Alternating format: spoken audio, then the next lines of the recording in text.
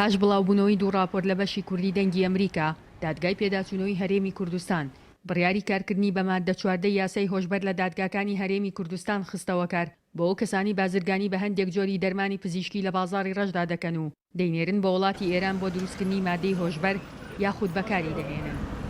بەداخەوە لایەمە محکەمەی تەمیز لە 2014 ئەمەی بە نایاسایی لە قەڵەمدا و هەڵیانوەشاندەوە. خۆشبەختانە ئێستا بۆتەوە بە چواردەی مخدرات دیارە ئەو بەرنامەیە تاسیراتی خۆی هەبووە، ئێستا گەڕاوەتەوە شوێنی جارانی خۆی وەکو چواردەی مخدرات ئێمە کاری پێەکەین. بەپێی یاسا کەسێک بە مادەی 240 یاسای سزادان سزا بدرێت، سزاکەی سوکە بەو پێی کەسی سزادراو لە قۆناغی لێکۆڵینەوەدا بە کەفالەت ئازاد دەکرێت و دواتریش زۆربەی کاتەکان بە بڕێک غەرامەی مادی ڕزگاری دەبێت. هەرچی ماددە 14 یاسای هۆشبەرە کەسی سزادراو بە کەفالەت ئازاد ناکرێت و سزاکەی زیندانی کردنە. دیارە جاران کردبیان بە 240 مخالەفە ئەوەی کە پێمانەگرت پێژیرە بە چیلۆ بە 2 چیلۆ یەک شەو ئەمایەوە بەیانی بە کەفالەت ئازاد دەکرێت.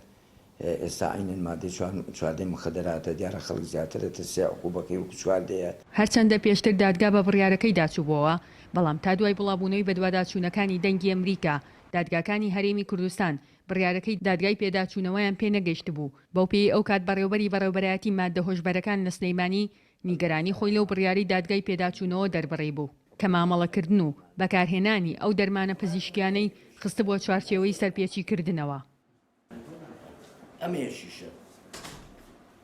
لەگەڵەوەی مادەی هۆشبەر لە ڕووی ژمارە و جۆرەوە گۆڕانکاری بەسەردا هاتوو و ژمارەیان زیادی کردووە، بەڵام تا ئێستا لە عێراق و لە هەرێمی کوردستاندا کار بە یاسا کۆنەکە یاسای ژمارە 68 ساڵی 1965 یاسای مادەی هۆشبەر دەکرێت.